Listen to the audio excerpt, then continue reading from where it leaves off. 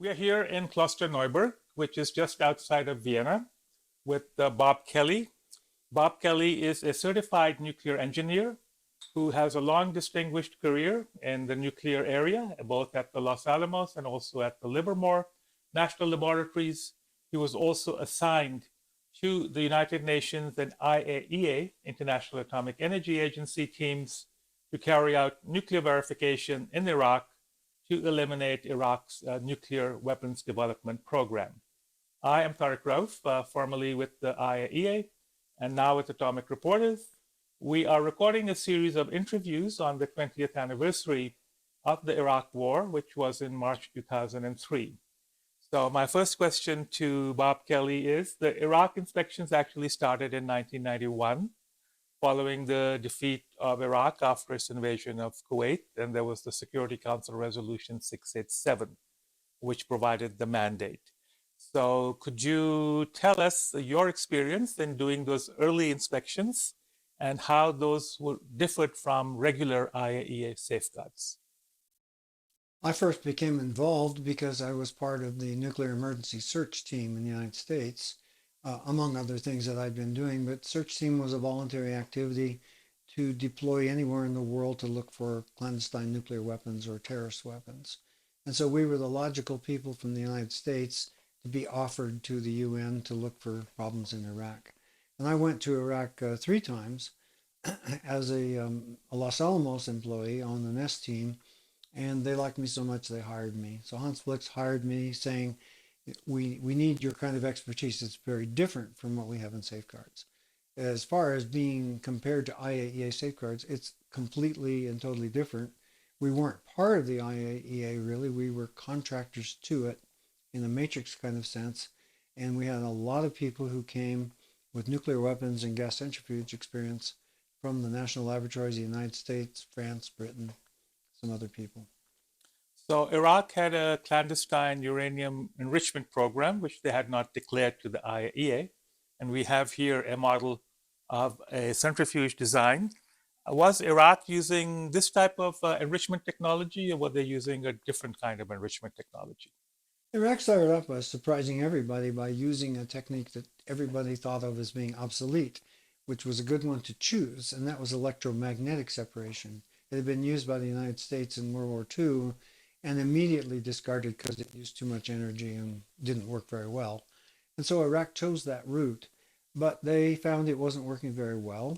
It wasn't satisfactory to the end at all, and they began looking at gas centrifuges, and they were stealing information from Germany and building their own gas centrifuges. I might say with not very much success. The only machine that they ever actually got to spin around, this spinning rotor, was manufactured in Germany, and it wasn't even a complete machine. But they were on the path to enriching uranium using centrifuges. So the report suggests that by 92 to 94, the Iraq Action Team and UNSCOM had verifiably eliminated Iraq's nuclear weapon development activities, and the report submitted to the Security Council in 1997 more or less sort of certified that Iraq no longer had an active nuclear weapons development program. Would you agree with that assessment? Definitely agree, and it kind of came in 2 phases. When we first began this activity back in the spring of 91, nobody really knew how long it would take or how much permission we'd get, and people kind of thought it might take 90 days.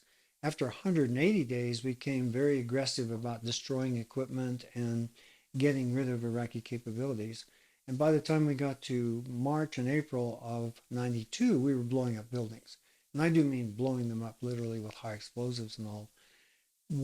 By the end of 93, I think it was safe to say that we had destroyed almost anything of value and understood the program, at least in its broad activity. We understood it very well. Many details we never did completely satisfy ourselves, but they were details. Mm-hmm.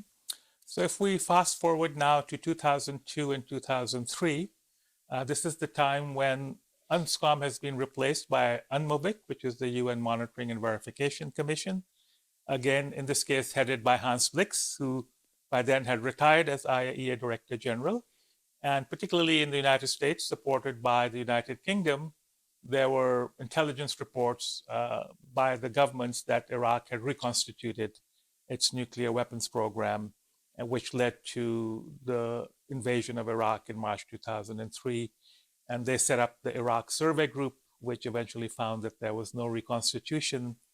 And David Kay, the head of that group, made this famous statement that we were all wrong. And I think people like you and others said, no, we were not all wrong, you were wrong. So what would you have to say on the 2002, 2003 plus experience? In my case, I had left the IAEA in 93, came back in 2001, hired by al-Baradei just to do it all again, to look at weapons and to be the deputy director of the Action Team in Iraq, looking at weapons and other weapons related activities. And so I came into that and we went back to Iraq. We had approximately 6 months, I think, before the invasion.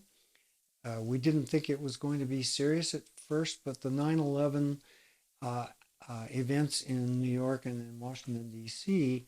led George Bush to blame Iraq for everything that was wrong in his life. And suddenly we found we were going to have to go and see what was true. We had a lot of information coming in from various sources, not very much from the U.S., not very much good information from the U.S. We developed a lot of our own, and when we went back to do 6 months of inspections, we were very prepared. Mm-hmm. So you and I have had this conversation in a different context, where when Director General al-Baradei went to the Security Council in March 2003, he gave the report that the capability had been eliminated, but the action team needed a few more months to complete its work and check out whether Iraq had acquired any components.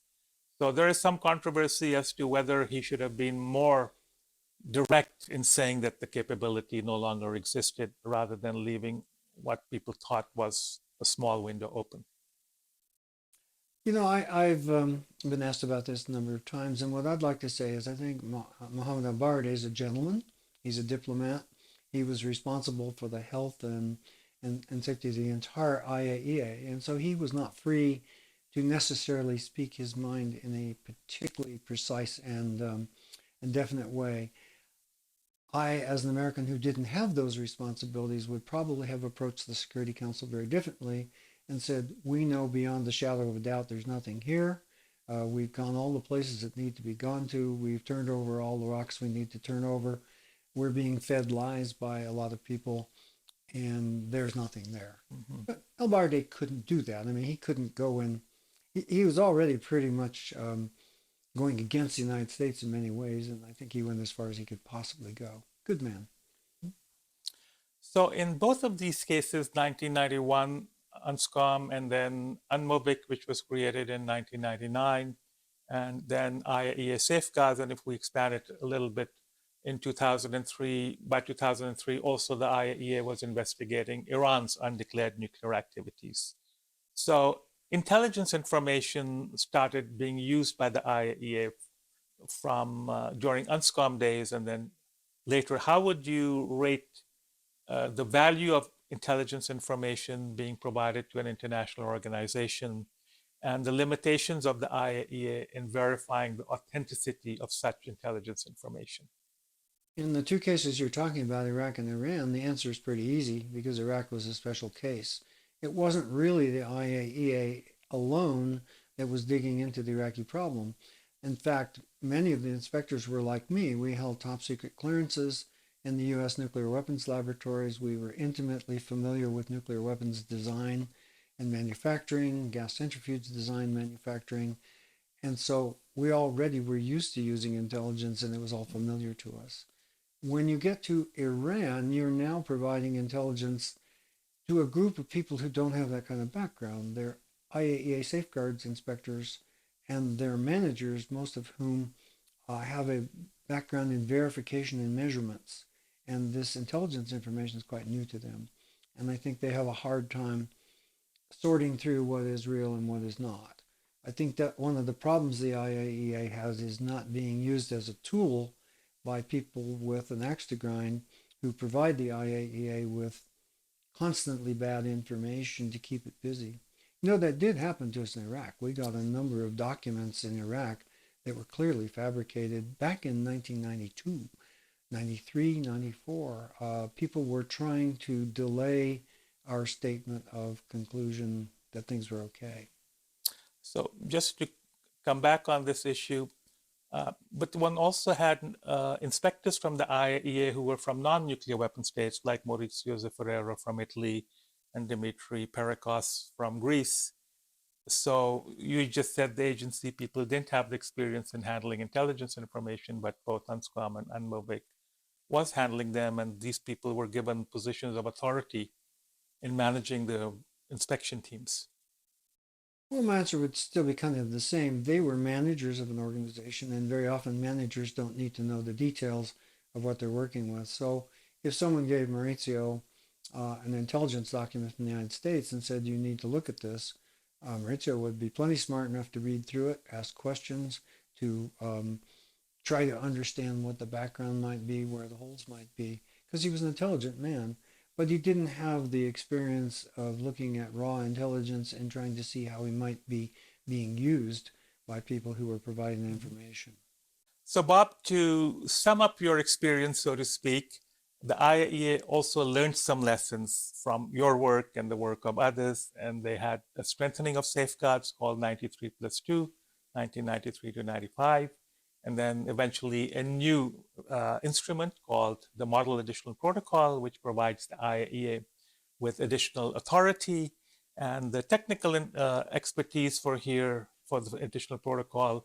I'm told came from Bruno Pello, who was from Switzerland, Deputy Director General, Frank Hook, who came from the United States, Bill Lichtreiter, Mohammed Al-Baradei, Larry Johnson, and some others. So how would you rate the additional protocol as a verification instrument for an inspector like you? And also, the additional protocol was agreed in 1997, and we are now in 2023. What more could be done, or what lessons or advice would you have on this matter? I worked with the additional protocol as a senior safeguards inspector at the end of my career. I found it to be a useful tool, but of marginal improvement over what was already there. It allows the inspectors to go places that they might not have gone otherwise, but press and pundits seem to think it allows for snap inspections and go anywhere, anytime, which it does not. It's very limited, it's very carefully written, and it's written to be limited. And so while I think it's a useful tool, and any new tool is a good thing to have, there needs to be a vast improvement on it.